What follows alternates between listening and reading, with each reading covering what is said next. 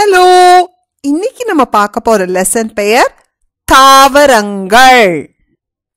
முன்னுரை. தாவரங்கள் பல்வேறு வகைகளில் நமக்கு உதவுகின்றன. அவை தங்கள் உணவை தாங்களே தயாரித்துக் கொள்கின்றன. மேலும் மனிதர்களுக்கும் விலங்குகளுக்கும் அவை உணவாக பயன்படுகின்றன. தாவரங்கள் உணவாக மட்டுமில்லாமல் மருந்தாகவும் நமக்கு பயன்படுகின்றன. அப்போ தாவரங்கள் எப்படி நமக்கு உதவி செய்யுது உங்களுக்கு தெரியுமா? முதல்ல தாவரங்கள் அதுக்கு வேண்டிய உணவை அதே தயாரிச்சுக்குது. அது மட்டும் இல்ல, அது சாப்பிட்டுட்டு மீதி இருக்கிற உணவு நமக்கும் விலங்குகளுக்கும் கொடுக்குது. அது இல்லைன்னா நமக்கு யார் சாப்பாடு கொடுப்பா? உணவு மட்டும் இல்ல, மருந்தும் நமக்கு தாவரங்கள் இருந்து தான் கிடைக்குது. ஏறக்குறைய தாவரங்களின் அனைத்து பாகங்களும் நமக்கு பயன்படுகின்றன. இயற்கை வளமாக உள்ள அவை அழகு நிறைந்தவையாகவும் கண்களுக்கு இன்பம் தரக்கூடியவையாகவும் உள்ளன. இப்போ ஒரு தாவரத்துல அதோட எல்லா பாகமே நமக்கு உணவு தான். பூவா இருக்கட்டும், பழமா இருக்கட்டும், காயா இருக்கட்டும், தண்டா இருக்கட்டும். அதே மாதிரி பார்க்கவும் நல்ல பச்சை பச்சைன்னு அழகா இருக்குல்ல. நாம் உயிர் வாழ தேவையான உயிர்வளியை ஆக்சிஜன் அவை வளிமண்டலத்துக்குள் வெளியிடுகின்றன. இப்போ தாவரங்கள் நமக்கு உணவு மட்டும் கொடுக்கல, இன்னொரு விஷயமும் கொடுக்கறாங்க. நம்ம உயிர் வாழ்வதற்கு நம்ம ஆக்சிஜன் சுவாசிக்கணும். அதுவும் தாவரங்களில் தான் கிடைக்குது. சில தாவரங்கள் இயற்கையாகவே நாம் வாழும் பகுதிகளில் வளர்கின்றன. சில தாவரங்களை நாம் வளர்க்கிறோம். இவ்வாறு பல்வகைகளில் நமக்கு பயன் தரும் தாவரங்கள் பற்றி நாம் அறிந்து கொள்ள வேண்டியது அவசியம். இப்ப சில தாவரங்கள் நம்ம வச்சு வளர்க்காம அதாவே நம்ம ஊர்ல வளரும் இல்லையா? சில தாவரங்கள் நம்ம கடையில இருந்து வாங்கி அந்த செடி வாங்கி வச்சு வளர்ப்போம். இப்ப ரோஜா செடி அதெல்லாம் தானா வரக்கூடிய தாவரம் இல்லையே, நம்ம தான் கடையில வாங்கி வைக்கிறோம். அதனால இந்த மாதிரி பல வகையான தாவரங்களை பத்தி நம்ம படிக்க போறோம். இந்த பாடத்தில் நாம் தாவரங்களின் வாழ்க்கை சுழற்சி, விவசாயம் மற்றும் மண்ணின் வகைகள் குறித்து விரிவாக அறிந்து கொள்வோம். அப்போ இந்த பாடத்துல அத பத்தி எல்லாம், தாவரங்கள் பற்றி எல்லா விஷயங்களும் படிக்க போறோம். வாங்க போலாம் படிக்கிறதுக்கு. தாவரங்களில் இனப்பெருக்கம். ஒரே இனத்தை சேர்ந்த புதிய உயிரினங்களை உருவாக்கும் செயல்முறையே இனப்பெருக்கம் எனப்படும். இப்போ ஒரு செடி இருக்குன்னா அது மாதிரியே பல சின்ன சின்ன செடியை உருவாக்குவதுதான் இனப்பெருக்கம். தாவரங்கள் மற்றும் விலங்குகள் இரண்டுமே இனப்பெருக்கம் செய்கின்றன. உலகத்துல இருக்க எல்லா உயிரினங்களுமே இனப்பெருக்கம் பண்ணுது இல்லையா? தாவரங்கள், மனிதர்கள், விலங்குகள் எல்லாருக்குமே இனப்பெருக்கம் உள்ளது.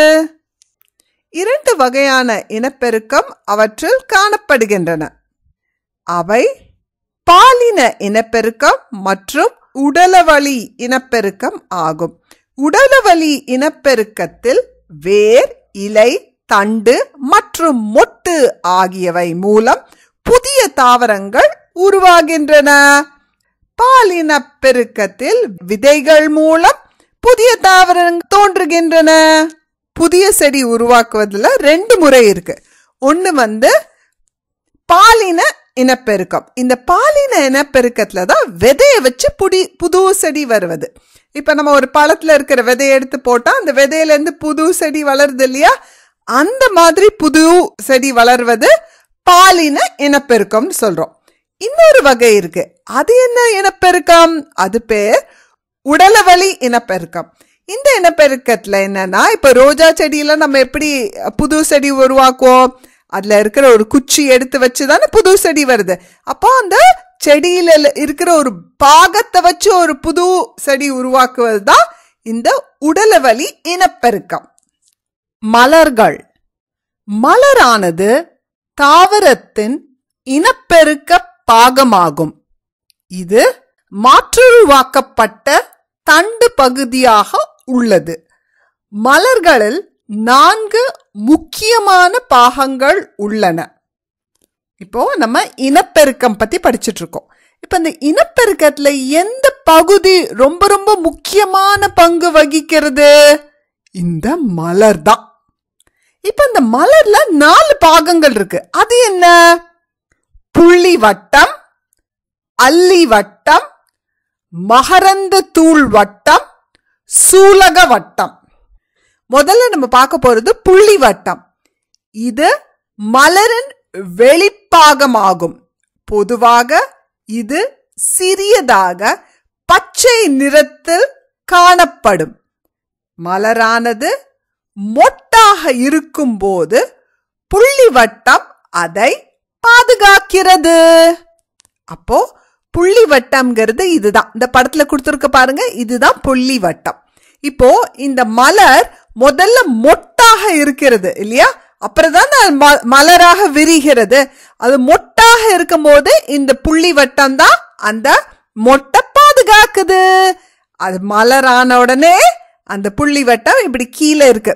ஆனா இது சின்னதா இருக்கும், ஏன்னா மொட்டு சின்னதா தானே இருக்கு, மலர் தானே பெருசா இருக்கு. அதனால இந்த புள்ளி வட்டம் சின்னதா தான் இருக்கும். அடுத்தது அல்லி வட்டம். இது மலரின் வண்ணமயமான பாகமாகும். இது பூச்சிகளை கவர்ந்தெழுக்கிறது. இதுதான் அல்லி வட்டம். அல்லி வட்டம் தான் இதழ், மலர்ல உள்ள இதழ்கள் தான் அல்லி வட்டம். இந்த அல்லி வட்டம் எப்பவுமே நல்ல வண்ணமயமாக இருக்கும்ல. இப்ப சிவப்பு ரோஜானா இது சிவப்பு கலர்ல, இப்ப மஞ்சள் ரோஜானா இது மஞ்சள் கலர்ல, அந்த மாதிரி பல வண்ணங்கள்ல வருது இல்லையா, அதுதான் இந்த இதழ்கள் தான் அல்லி வட்டம். மகரந்த தாள் வட்டம். இது ஆண் பாகம். இது மலரின் ஆண் இனப்பெருக்க உறுப்பாகும். இது மகரந்த தாள்களால் ஆனது. ஒவ்வொரு மகரந்த தாளும் இலை போன்ற தண்டு பகுதியும், அது பெயர் மகரந்த கம்பி, அதன் நுனியில் சிறிய பை, மகரந்த பை போன்ற அமைப்பும் கொண்டுள்ளன. மகரந்த பையில் மகரந்த துகள்கள் உருவாகின்றன. இந்த மகரந்த வட்டம்ங்கிறது ஆண் பாகம். இந்த ஆண் பாகத்துல 2 பகுதி இருக்கு. ஒன்னு மகரந்த பை, இன்னொன்று மகரந்த கம்பி. இந்த மகரந்த பையில தான் மகரந்த தூள் இருக்கு. அடுத்தது சூலக வட்டம். இது பெண் பாகம். இது தாவரத்தின் பெண் இனப்பெருக்க உறுப்பாகும். இது 3 பாகங்களை கொண்டுள்ளது. அவை சூலகம், சூழ் தண்டு மற்றும் சூழ் முடி ஆகும். சூலகம் சூழ்களை கொண்டுள்ளது. இதுதான் பெண் பாகமாகும். இந்த பெண் பாகத்துல என்னெல்லாம் இருக்கு? சூழ் முடி, அதாவது மேல இருக்கிற பாகம் பேரு சூழ் முடி. அப்புறம் சூலகம், இந்த நீளமா இருக்கிற பகுதி பேரு சூலகம். அப்புறம் இந்த 2 சூழ்கள் இருக்கு இல்லையா, அதை சுத்தி இருக்கிறது சூழ் தண்டு. பெண் பகுதியில 4 பாகங்கள் இருக்கு. சூழ் முடி, சூலகம், சூழ்கள், சூழ் தண்டு. மகரந்த தூள் வட்டம் அல்லது சூலக வட்டம் இவற்றுள் ஏதாவது ஒன்றை மட்டும் கொண்டுள்ள மலர்கள் ஒருபால் மலர்கள் என்று அழைக்கப்படுகின்றன. எடுத்துக்காட்டு மக்காச்சோளம், பப்பாளி, வெள்ளரி. ஆண் பாகம் மட்டும் ஒரு மலர்ல இருந்ததுன்னா, இல்லைன்னா பெண் பாகம் மட்டும் ஒரு மலர்ல இருந்ததுன்னா அந்த மலர் பேரு ஒரு பால் மலர்கள். அதுக்கு எடுத்துக்காட்டு மக்காச்சோளம், பப்பாளி, வெள்ளரிக்காய், அந்த மாதிரி. மகரந்த தூள் வட்டம் மற்றும் சூலக வட்டம் ஆகிய 2ஐயும் கொண்டுள்ள மலர்கள் இருபால் மலர்கள் என்று அழைக்கப்படுகின்றன. இப்ப சில மலர்கள்ல இந்த ஆண் பாகமும் இருக்கும், பெண் பாகமும் இருக்கும். மகரந்த தூள் வட்டம் ஆண் பாகம், சூலக வட்டம் பெண் பாகம். இது ரெண்டுமே சேர்ந்து இருந்ததுன்னா ஒரே மலர்ல அது பேர் இருபால் மலர்கள். அதுக்கு எடுத்துக்காட்டு ரோஜா, கடுகு, செம்பருத்தி, இதெல்லாம் இருபால் மலர்கள். மகரந்த சேர்க்கைக்கு உதவும் பூச்சிகளை கவரும் வகையில் மலர்கள் வண்ணமயமாக இருப்பதோடு வாசனையையும் உண்டு பண்ணுகின்றன. தேனீக்கள் மற்றும் வண்ணத்து பூச்சிகள் மூலம் மகரந்த சேர்க்கையூறும் மலர்கள் நறுமணம் உடையவையாகவும் பெரிய இதழ்களை உடையவையாகவும் உள்ளன. எடுத்துக்காட்டு பூசணிக்காய், சூரியகாந்தி பூ. இந்த மகரந்த பையில என்ன இருக்கு? மகரந்த தூள் இருக்கு. இந்த மகரந்த தூள் சூழ்முடிக்கு போறதுதான் மகரந்த சேர்க்கைன்னு அர்த்தம். இந்த மாதிரி சூழ்முடிக்கு போறதுதான் மகரந்த சேர்க்கை. அப்ப அது யாரு இங்க இருந்து மகரந்த பையில இருந்து சூழ்முடிக்கு எடுத்துட்டு வருவா? அதுதான் தேனீகள், வண்ணத்து பூச்சிகள் தான் அந்த வேலையை செய்வாங்க. இந்த தேனீக்களும் வண்ணத்து பூச்சியும் ஒரு மலருக்கு வரணும்னா அந்த மலர் நல்ல வாசனையுடையதாக இருக்கணும், நல்ல நறுமணம் உடையதாக இருக்கணும், அப்புறம் பெரிய இதழ்கள் கொண்டதாக இருக்கணும். இதுக்கு எடுத்துக்காட்டு என்னெல்லாம்? பூசணிக்காய், சூரியகாந்தி பூ, இதெல்லாம் நல்ல பெரிய மலர்களா இருக்கு இல்லையா? இதழ்களில் உள்ள நிறமிகள் மலர்களுக்கு பல்வேறு வண்ணங்களை அளிக்கிறது. இப்போ இந்த மலர் இதழ்கள்ல நிறமிகள் இருக்கு. இப்ப இந்த மலர்ல என்ன நிறமி இருக்கு? சிவப்பு கலர் இருக்கு. அதனாலதான் இந்த இதழ்களுக்கு அந்த நிறம் வருது. அந்திப்பூச்சி மற்றும் வௌவால்களால் மகரந்த சேர்க்கையூறும் மலர்கள் இரவு வேளைகளில் நறுமணம் வீசுபவையாக உள்ளது.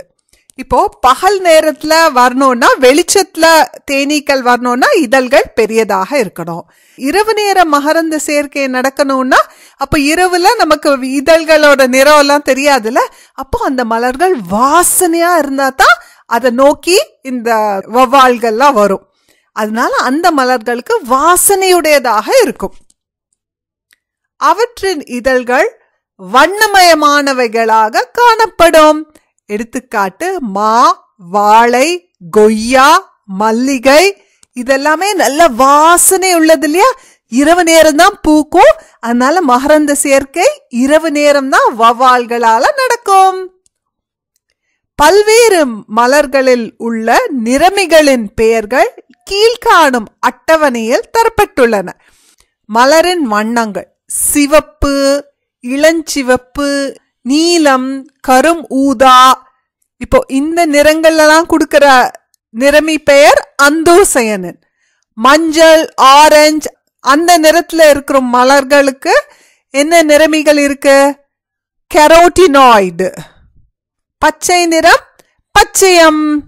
குறிஞ்சி அல்லது நிலக்குறிஞ்சி மலரானது தென்னிந்தியாவின் மேற்கு தொடர்ச்சி மலைகளில் உள்ள சோள காடுகளில் காணப்படும் புதர் செடியாகும். 12 ஆண்டுகளுக்கு ஒருமுறை மட்டுமே பூக்கும் இந்த ஊதா நிற மலர்களான குறிஞ்சி மலர்களின் பெயரில் இருந்துதான் நீலமலை என்று பொருள் கொள்ளும் நீலகிரி மலை என்று பெயர் வந்தது.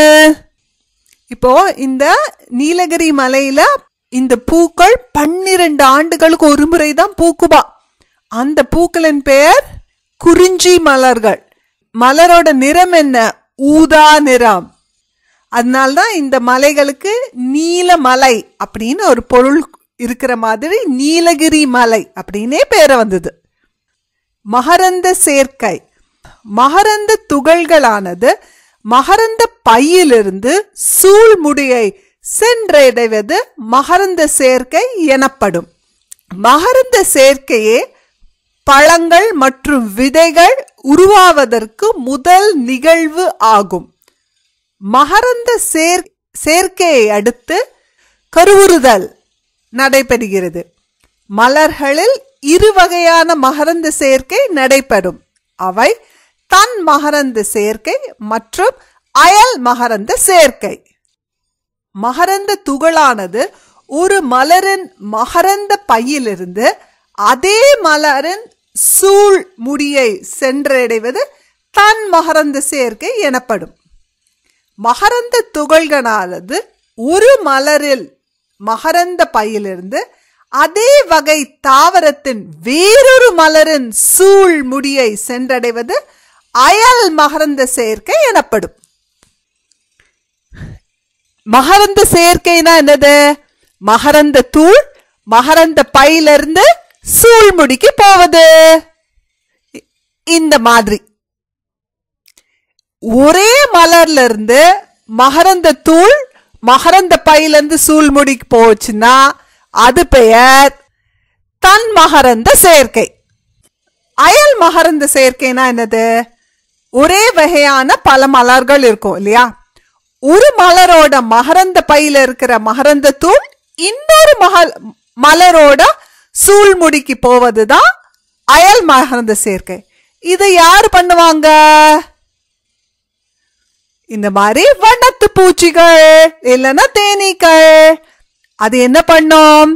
அது ஒரு மலர்ல உட்காரும் போது அந்த மகரந்த தூள் அதனுடைய கால்கள்ல ஒட்டிவிடும். இப்போ அதே வண்ணத்து பூச்சி இன்னொரு மலர்ல போய் உட்காரும் போது அந்த மகரந்த தூள் அந்த சூழ்முடியில போய் சேர்ந்துடும். அதுதான் அயல் மகரந்த சேர்க்கை. தன் மகரந்த சேர்க்கை மூலம் உற்பத்தியாகும் விதைகள் வீரியமற்ற தாவரங்களை உருவாக்குகின்றன. அவை கலப்பின தாவரங்களை உருவாக்க முடியாது. ஆனால் அயல் மகரந்த சேர்க்கை மூலம் உருவாகும் விதைகள் தரமான தாவரங்களை உருவாக்குகின்றன. மேலும் புதுவகை தாவரங்கள் அவற்றிலிருந்து உருவாகின்றன. மகரந்த சேர்க்கையில் பல விதங்களில் நடைபெறும். அவை கீழே விளக்கப்பட்டுள்ளன. இப்போ நம்ம 2 வகையான மகரந்த சேர்க்கை பார்த்தோம் இல்லையா? தன் மகரந்த சேர்க்கை பார்த்தோம். அப்போ அதே மலர்ல இருந்து மகரந்த தூள் அதே தாவரத்துல இருக்கிற சூழ்முடிக்கு போனதுதான் தன் மகரந்த சேர்க்கை. மகரந்த சேர்க்கை முடிஞ்ச பிறகுதான் கருவுறுதல் நடைபெறும். அதுக்கப்புறம் தான் அது கனியாக மாறி விதைகள் வரும். அந்த விதையில இருந்து தான் புது செடிகள் வளரும். அதனால அந்த மகரந்த சேர்க்கை ரொம்ப ரொம்ப முக்கியம். அதுல இருந்து தான் விதைகள் வந்து புது செடி வர முடியும். தன் மகரந்த சேர்க்கைனா அதனால வரும் விதைகள் வந்து வீரியமுடையதாக நல்ல சத்துள்ளதாக இருக்காது. அதனால புதுசா வர செடி மரங்களும் அவ்வளவு நல்ல சத்துள்ள மரங்களும் செழிப்பான மரங்களும் வளர வாய்ப்பு இல்லை.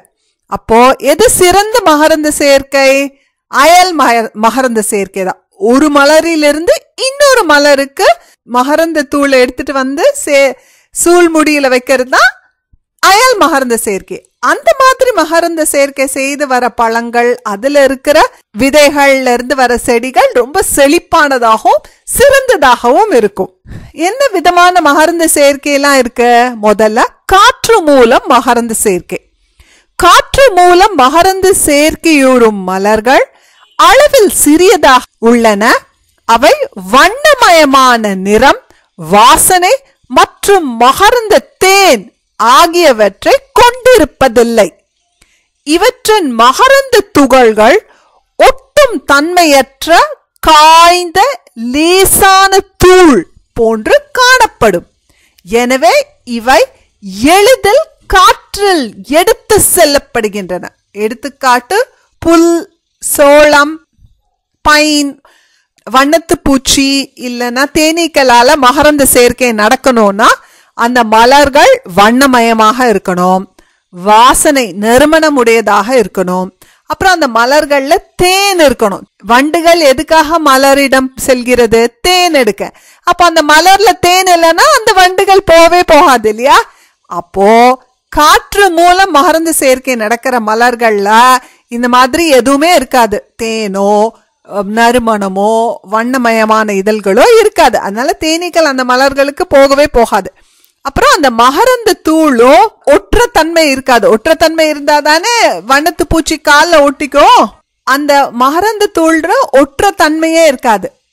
அது லேசானதா இருக்கும். அப்ப காற்றிலே பறந்து போய் ஒரு மலர்ல இருந்து இன்னொரு மலரோட சூழ் முடிக்கு காத்து மூலமாவே போயிடும். அதுக்கு எடுத்துக்காட்டு புல், சோளம், பைன் இந்த மாதிரி மரங்கள்ல நடக்கிற மகரந்த சேர்க்கை காற்று மூலமா தான் நடைபெறுகிறது. அடுத்தது நீர் மூலம் மகரந்த சேர்க்கை. நீர் தாவரங்களில் மலர்களில் மகரந்த தேன் காணப்படுவதில்லை. அவற்றின் மகரந்த துகள்கள் ஈரமடையாத வகையில் அவை உருவகை பிசினால் மூடப்படுகின்றன. எடுத்துக்காட்டு ஹைட்ரில்லா, சோஸ்டோரியா, வாலஸ்னோரியா. சில செடிகள் நீருக்குள்ள இருக்கு இல்லையா, அங்க அந்த மலர்கள்ல தேனெல்லாம் இருக்காது. ஆனா அதுல இருக்கிற மகரந்தம் ஒரு வகையான பிசினால மூடப்பட்டு இருக்கிறது. இல்லைன்னா அந்த மகரந்தம் இந்த தண்ணியிலே கரைஞ்சிரும் இல்லையா, அதனால இது பிசினால மூடப்பட்டிருக்கு. தண்ணியில அது அப்படியே மிதந்து போய் அடுத்த மலரோட சூழ்முடிய அடைகிறது. அடுத்தது பூச்சிகள் மூலம் மகரந்த சேர்க்கை. இது சூரியகாந்தி, வெண்டை, கத்திரி மற்றும் பூசணி போன்றவற்றில் நடைபெறும் பொதுவான மகரந்த சேர்க்கை முறை ஆகும். ஒரு சில மலர்கள் அளவில் பெரியதாகவும் இனிய நறுமணம் உடையதாகவும் காணப்படுகின்றன. இவை வண்ணத்து பூச்சி மற்றும் தேனீக்கள் போன்ற பூச்சி இனங்களை கவர்கின்றன. அப்ப பெரும்பாலான மகரந்த சேர்க்கை இந்த மாதிரி வண்ணத்து பூச்சினாலும் தேனீக்களும்னால தான் நடைபெறுகிறது. பூச்சிகள் வரணும்னா அந்த மலர்கள் இது மாதிரி வண்ணமயமாக இருக்கணும், நறுமணம் உடையதாக இருக்கணும், தேன் உள்ளதாக இருக்கணும். அப்போதான் பூச்சிகள் வரும். வந்தா மகரந்த சேர்க்கை நடைபெறும். பழந்தின்னி வவ்வாலால் ஓசனை சிட்டு மற்றும் எறும்பு முதலியனவும் மகரந்த சேர்க்கைக்கான காரணிகளாக உள்ளன. பறவைகள் மூலம் நடைபெறும் மகரந்த சேர்க்கைக்கு ஆர்னிதோபிலி என்று பெயர். இப்போ இந்த மாதிரி சின்ன சின்ன பறவைகளும் மகரந்த செயற்கைக்கு காரணமா இருக்கு. அது பாத்தீங்களா, இந்த பறவை தேன் குடிக்குது. அப்போ அந்த மகரந்த தூள் அது மேல ஒட்டிக்கிட்டு அடுத்த செடிக்கு போகும்போது அந்த சூழ்முடியில அந்த மகரந்தம் சேர்ந்துருது. அதனால பறவைகள் கூட அதுக்கு காரணமா இருக்கும். அதே மாதிரி வவ்வால் மூலமும் மகரந்த சேர்க்கை நடைபெறும்.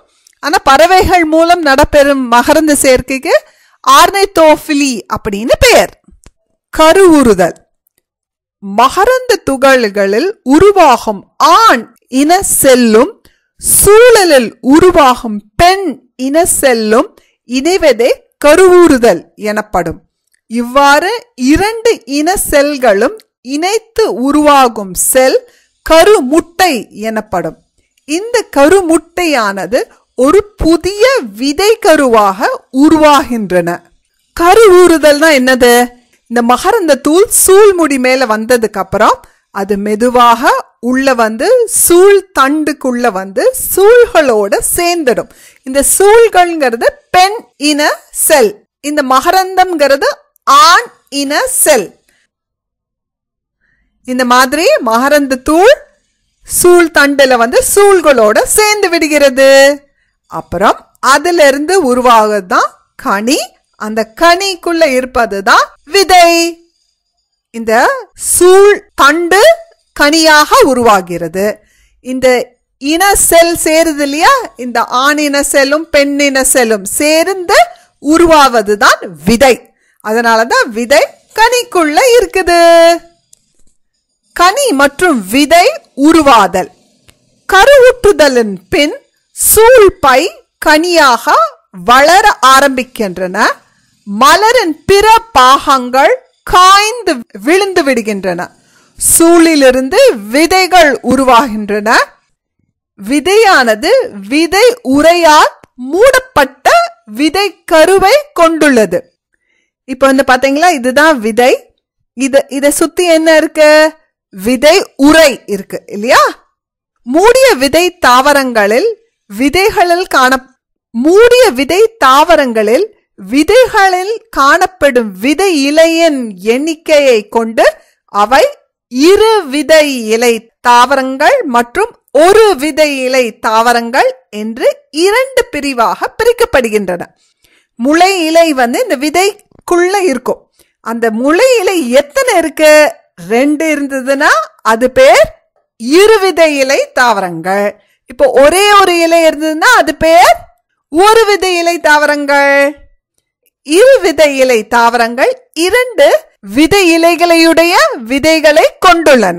பாத்தீங்களா, இதுதான் இருவிதை இலை தாவரங்கள். இதுல 2 முளை இலை இருக்குது. அதுக்கு எடுத்துக்காட்டு பட்டாணி, பீன்ஸ், ஆமணக்கு அதெல்லாம். இவை வலைப்பின்னல் இலை அமைப்பையும் ஆணிவேர் தொகுப்பையும் கொண்டுள்ளன. இரு முளை இலை கொண்ட விதைகளுக்கு இலைகள் எப்படி இருக்கும்? அதனுடைய இலைகள் இந்த மாதிரி தான் இருக்கும். இது பேரு வலைப்பின்னல் இலை. இந்த பாத்தீங்களா, வலைப்பின்னல் மாதிரி இருக்குல்ல இந்த இலை அமைப்பு, இந்த மாதிரி தான் இருக்கும் அந்த இலைகள். அதனுடைய வேர் ஆணி வேராக இருக்கும். எடுத்துக்காட்டு பட்டாணி, பீன்ஸ், ஆமணக்கு அதெல்லாம். ஒரு விதை இலை தாவரங்கள் ஒரே ஒரு வித்திலையை கொண்ட விதைகளை கொண்டுள்ளன. இப்போ வந்து ஒரு விதை இலை தாவரங்கள் இந்த மாதிரி விதையில பாத்தீங்கன்னா ஒரே ஒரு வித்திலை தான் இருக்கு. இதுக்கு எடுத்துக்காட்டு சோளம், நெல், கோதுமை அதெல்லாம். இவற்றின் இலைகள் இணைப்போக்கு நரம்பு அமைப்பை கொண்ட இலைகள். இந்த பாத்தீங்களா, இந்த வாழை இலை பாத்தீங்கன்னா இது வந்து இணைப்போக்கு நரம்பு அமைப்பு. கோடு கோடா இருக்கு இல்லையா, நரம்பு அமைப்பு. இந்த மாதிரி ஒரே கோடு கோடா இருப்பதுதான் நரம்பு அமைப்பு. அந்த அமைப்புல இலைகள் இருக்கு. இதனுடைய வேர் சல்லி வேர் தொகுப்பாக இருக்கிறது. பூக்கும் தாவரங்களின் வாழ்க்கை சுழற்சி: விதை முளைத்தல், செடி வளர்த்தல், பூத்தல், இனப்பெருக்கம் செய்தல், விதை உருவாதல் மற்றும் விதை பரவுதல் ஆகியன பூக்கும் தாவரங்களில் காணப்படும் முக்கிய நிலைகள் ஆகும். இப்போ எது முக்கிய நிலைகள்?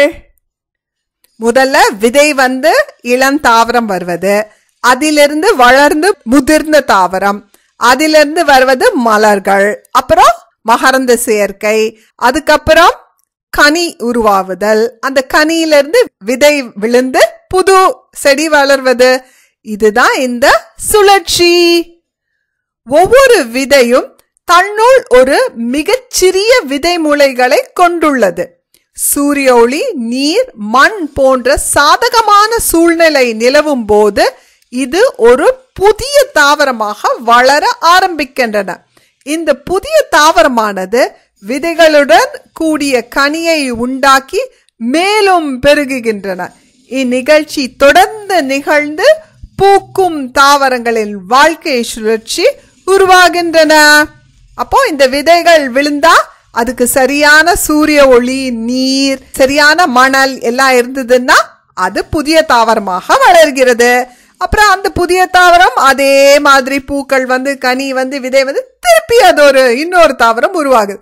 இதே மாதிரி சுழற்சி நடைபெற்று கொண்டே இருக்கும். அடுத்தது விதை பரவுதல்.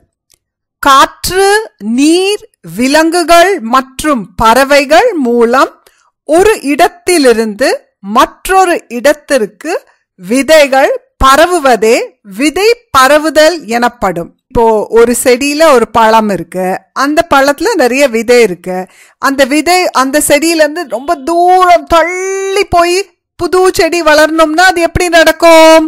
காற்றின் மூலமோ, தண்ணீர் மூலமோ, விலங்குகள், பறவைகள் மூலமோ தான் அது ஒரு இடத்துல இருந்து இன்னொரு இடத்துக்கு போய் செடி முளைக்கும். அது எப்படின்னு பார்க்கலாமா? ஒரு சிறிய தாவரம் ஏராளமான விதைகளை உருவாக்குகின்றன. அனைத்து விதைகளும் தாய் செடியின் கீழே விழுந்தால் விதைகளுக்கிடையே இடம், நீர், உயிர்வளி, தாது உப்புகள் மற்றும் சூரிய ஒளி ஆகியவற்றிற்கான போட்டி ஏற்படும். மேலும் இச்செடிகள் யாவும் ஒரே இடத்தில் இருக்கும் போது அவை விலங்குகளால் எளிதில் அழிக்கப்பட வாய்ப்புகள் உண்டு. எனவே இயற்கையிலேயே விதைகள் பல்வேறு காரணிகள் மூலமாக நீண்ட தூரம் பரவுகின்றன. அப்போ ஒரு செடி இருக்கு, அதுல ஒரு பழம் இருக்கு.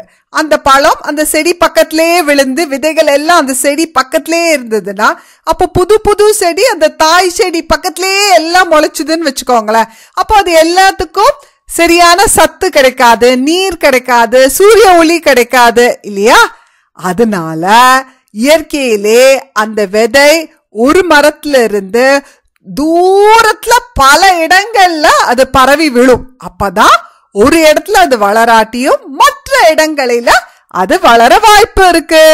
அதனாலதான் நிறைய விதைகள் ஒரு செடியில இருந்து வந்தாலும் ஒரு விதையும் வெவ்வேறு இடங்களில விழுந்து மரங்களாக வளரும். காற்றின் மூலம் பரவுதல். சிறிய லேசான நுண்ணிய விதைகள் காற்று நீண்ட தூரம் பறந்து செல்கின்றன.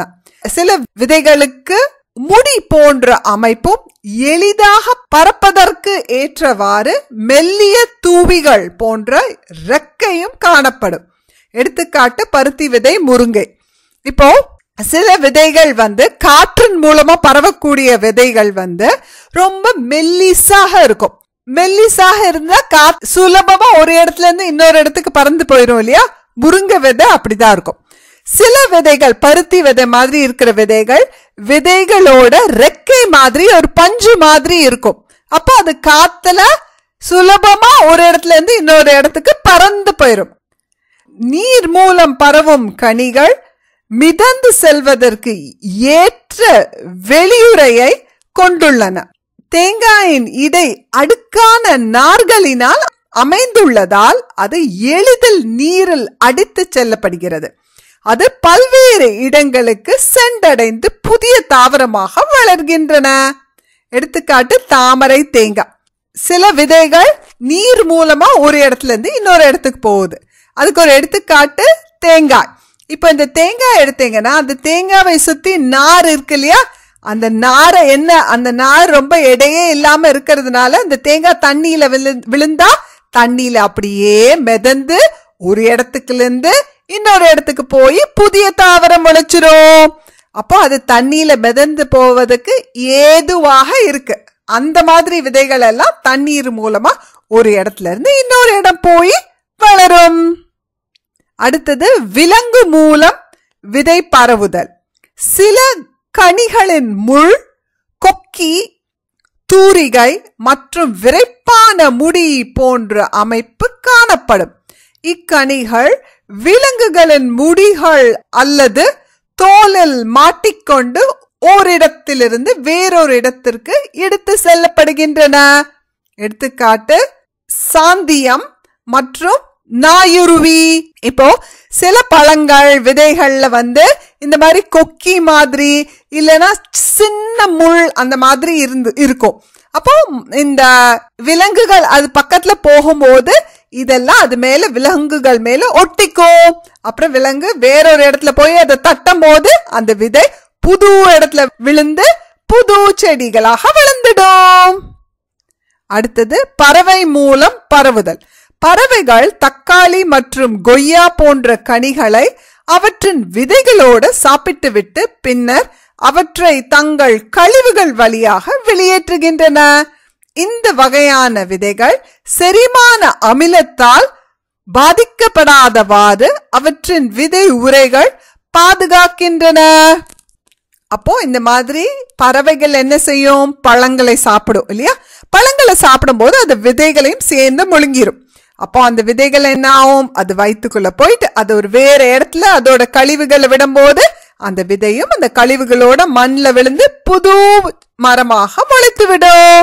அதுல முக்கியமான ஒரு விஷயம் என்னன்னா, அந்த விதை அது வயிற்றுல போகும்போது வயிற்றுல இருக்க அமிலம் அந்த விதைகளை எதுவும் செய்யாதவாறு அந்த விதைகளுக்கு ஒரு உரை இருக்கும். அந்த உரை அந்த விதையை பாதுகாத்து வச்சிருக்கோம்.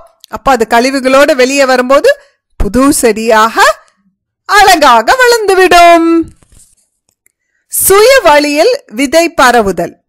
ஒரு சில கனிகள் வெடித்தல் மூலம் தங்கள் விதைகளை காற்றில் பரப்புகின்றன. எடுத்துக்காட்டு வெண்டைக்காய், காசித்தும்பை. இப்போ வெண்டைக்காய் எல்லாம் பாத்தீங்கன்னா அது நல்ல காஞ்சுன்னா வெடிச்சிரும். வெடிச்சா அதுவே அந்த விதைகளை வேற தள்ளி இடத்துக்கு அனுப்பிவிடும். அந்த வெடிக்கிறதுனாலே விதைகள் தள்ளி விழுந்து புது செடிகளாக முளைக்கும். விதைகள் மற்றும் கனிகள் பரவுவதற்கு மனிதனும் காரணமாக இருக்கிறான். சின்கோனா, ரப்பர் மற்றும் யூக்கலிப்டஸ் போன்ற பயனுள்ள தாவரங்கள் மனிதர்கள் மூலமே அவற்றின் இயற்கை வாழிடங்களிலிருந்து மிகவும் நீண்ட தொலைவில் உள்ள பல்வேறு இடங்களுக்கு அறிமுகப்படுத்தப்பட்டுள்ளன. அப்போ மனிதர்களும் இது ஒரு இடத்துல இருந்து இன்னொரு இடத்துக்கு செடிகள் போய் வளர்றதுக்கு காரணமாக இருக்கிறான். நம்ம ஒரு இடத்துல இருந்து ஒரு மரத்தை எடுத்து நம்ம வீட்டுக்கிட்ட எடுத்துட்டு வந்து வளர்த்தோம்னா அப்போ அது வேற இடத்துல வளர்க்கிறோம் இல்லையா? அதனால மனிதர்களும் அதுக்கு காரணமாகிறோம். விதை முளைத்தல். விதையானது ஒரு கருவுற்ற சூழ் ஆகும். இதில் முளைக்கும் கரு மற்றும் உணவுப் பொருட்கள் விதை உறையில் பாதுகாக்கப்பட்டிருக்கும். சாதகமான சூழ்நிலை வரும்போது விதை முளைத்து ஒரு புதிய செடியாக வளரும். முளைத்தலின் ஆரம்ப நிலையில் சிறு செடியானது தனக்கு தேவையான உணவை விதையிலைகளில் இருந்து பெற்றுக்கொள்கின்றன. விதையிலைகளிலிருந்து ஊட்டச்சத்து முடிந்து போன பின் அந்த சிறு செடி மண்ணிலிருந்து தனக்கு தேவையான உணவை பெறுகிறது. இளஞ்செடியானது தனக்கு தேவையான நீர் மற்றும் ஊட்டச்சத்துக்களை மண்ணிலிருந்து வேர்கள் மூலமாக உறிஞ்சிக் கொள்கிறது. பின்னர் இது இலைகளை உருவாக்கி பெரிய தாவரமாக வளர்கிறது. விதைகள் நம்ம ஏற்கனவே பார்த்த மாதிரி பரவுதல் மூலம் பரவி வேறொரு இடத்துல வந்து விழும். விழுந்த உடனே செடிகள் முளைக்குமா? முளைக்காது. இந்த விதைகளுக்கு சரியான நீர், சூரிய ஒளி, வெப்பம் எல்லாம் சரியா அமைஞ்சாதான் அது முளைக்க ஆரம்பிக்கும். முதல்ல பாத்தீங்களா ஒரு முளை வேர், முதல்ல வேர் தான் வரும். செடியிலிருந்து முதல்ல வேர் தான் வரும். இந்த உரையிலிருந்து வேர் வந்து அது அப்படியே மண்ணுக்குள்ள போகும். இப்போ இந்த வேர் வளரும் போது இதுக்கு இலைகள் இல்லையே, அப்போ எப்படி சத்து கிடைக்கும்? நம்ம ஏற்கனவே பார்த்தோம் இல்லையா, விதைகளுக்குள்ள வித்திலை இருக்கும். 2 வித்திலை இருந்ததுன்னா அந்த இலைகள் இருந்துதான் சத்தை எடுத்து வேர்கள் முளைக்கிறது.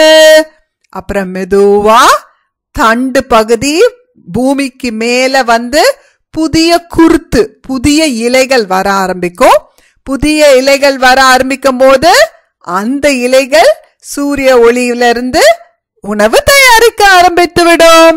அப்போ வேர்கள் என்ன செய்யும்? மண்ணுல இருந்து நீர், தாது, உப்புகள் எல்லாத்தையும் எடுத்து இலைகளுக்கு கொடுத்து இலைகள் உணவு தயாரிக்க ஆரம்பித்து விடும். அப்படியே அந்த தாவரம் வளர்ந்து பெரிய மரமாயிடும். வேளாண்மை.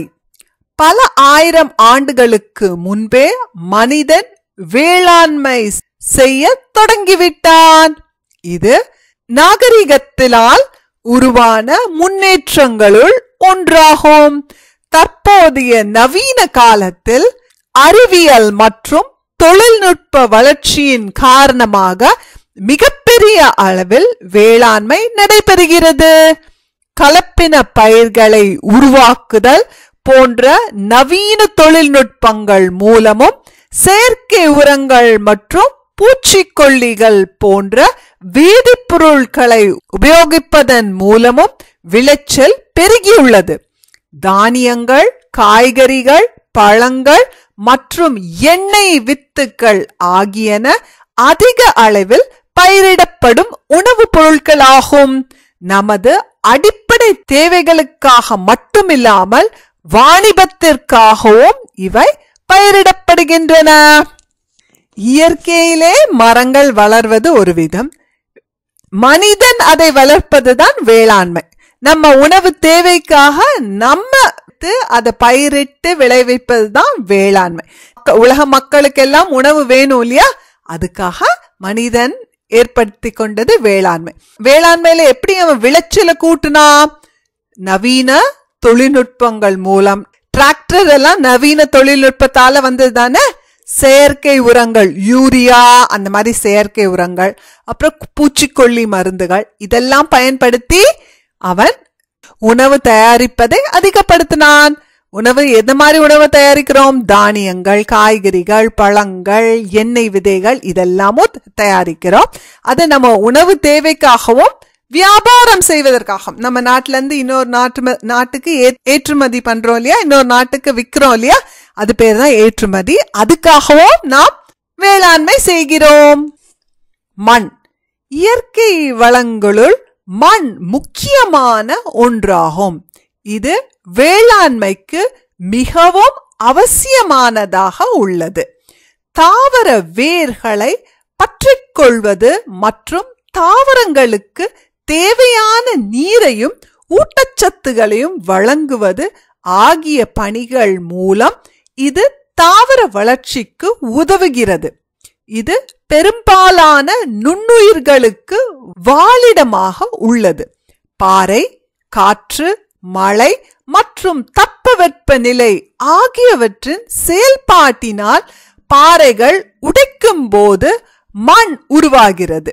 பாறை துகள்கள் மற்றும் கரிம மட்கு ஆகியவற்றின் கலவையே மண் எனப்படுகிறது. அளவின் அடிப்படையில் மண்ணானது பல்வேறு வகைகளாக பிரிக்கப்படுகிறது. இப்போ மண் எப்படி உருவாகுது தெரியுமா உங்களுக்கு? பாறைகள் இருக்கு இல்லையா, அந்த மலை மேல பாறைகள் வெயில் மழை எல்லாம் அடிக்கிறதுனால அது நாளாவட்டத்துல உடையும்.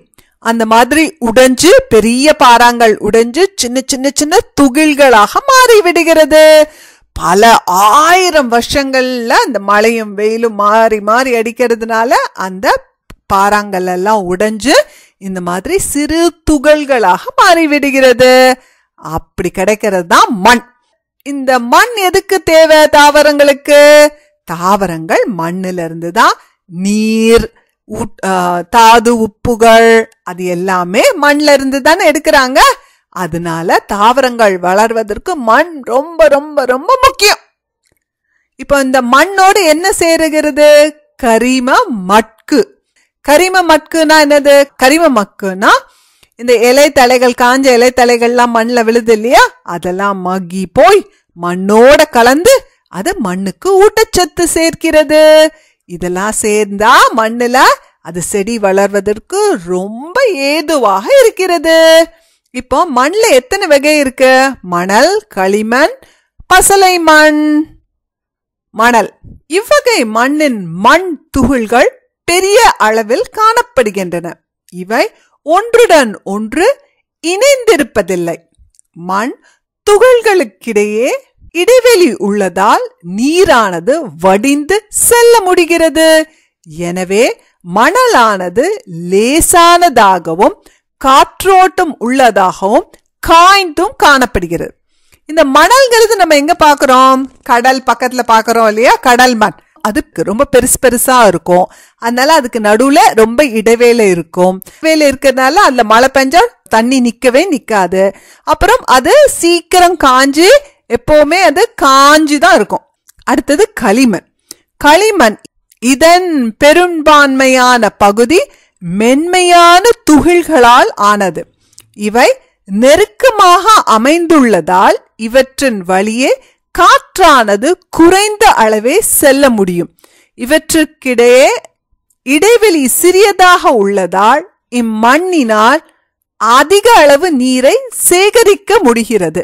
நெற்பயிர் போன்ற பயிர்கள் இதில் நன்கு வளர்கின்றன.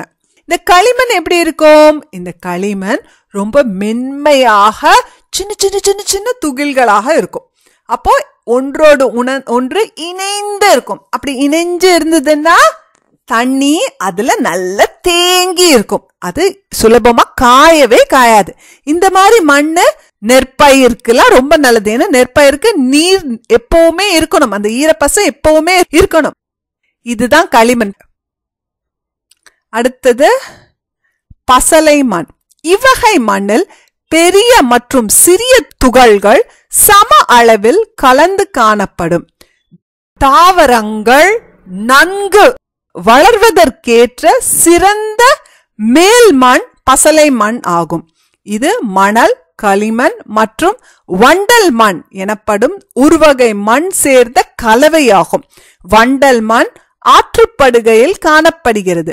பசலை மண் தாவரங்களுக்கு தேவையான நீரை தக்க வைத்துக் கொள்கிறது. களிமண் மற்றும் பசலைமண் ஆகியவை கோதுமை, பயிறு மற்றும் நெற்பயிர் ஆகியவை நன்கு வளர ஏற்றவையாகும். இப்ப பசலை மண்கிறது எது? இதுதான் பசலை மண். இதுல 3 மண் கலவை இருக்கு. அது என்ன? மணல், களிமண், அப்புறம் வண்டல் மண் அப்படிங்கிற 3வது மண்ணும் சேர்ந்து கலந்ததுதான் பசலை மண். வண்டல் மணல்ங்கிறது இந்த ஆத்தங்கரையில கிடைக்கிற மணல் தான் அது. இந்த 3ஐயும் கலப்பதனால் இந்த நீர் களிமண் மாதிரி ரொம்ப தண்ணியை தேக்கி வச்சிருக்காது, மணல் மாதிரி உடனே வடிஞ்சிடாது, சரியான விகிதத்துல தண்ணீரை அது தேக்கி வச்சுக்க கூடியது. அதனால இதுல நெற்பயிரும் மற்ற பயிர்களும் ரொம்ப நல்ல வளரும். என்ன மாதிரி பயிர்கள்? கோதுமை, பயிறு, நெற்பயிர் போன்ற பயிர்கள் நல்ல முறையில் வளரும். விவசாயிகளின் நண்பர்கள். பூச்சிகள் பெரும்பாலும் தீங்கு விளைவிப்பவையாகவே கருதப்படுகின்றன. ஆனால் அவற்றுள் பெரும்பாலானவைகள் நமக்கு பல வகையில் பயன்படுகின்றன. மண்புழு, தேனீ, தட்டான் போன்ற விவசாயிகளுக்கும் தாவரங்களுக்கும் அதிக அளவில் பயன்படுகின்றன. இப்போ நம்ம பூச்சிகள் எப்பவுமே பயிர்களை நாசம் செய்யக்கூடியவைன்னு நினைச்சிட்டு இருக்கோம் இல்லையா? இல்ல, சில பூச்சிகள் விவசாயிகளுக்கும் தாவரங்களுக்கும் நண்பர்கள். எந்த பூச்சிகள்? மண்புழு, தேனீகள், அந்த மாதிரி. மண்புழு எப்படி உதவி பண்ணுது விவசாயிகளுக்கு? மண்ணிற்குள் செல்லும் காற்று மற்றும் நீரை அதிகப்படுத்த மண்புழுக்கள் உதவுகின்றன. இவை கரிம பொருள்களாகிய இலை, தலை போன்றவற்றை தாவரங்கள் பயன்படுத்தும் வகையில் சிறு சிறு பொருட்களாக சிதைக்கின்றன. அவற்றை உண்ட பின் மண்புழுக்கள் கழிவு பொருளை வெளியேற்றுகின்றன.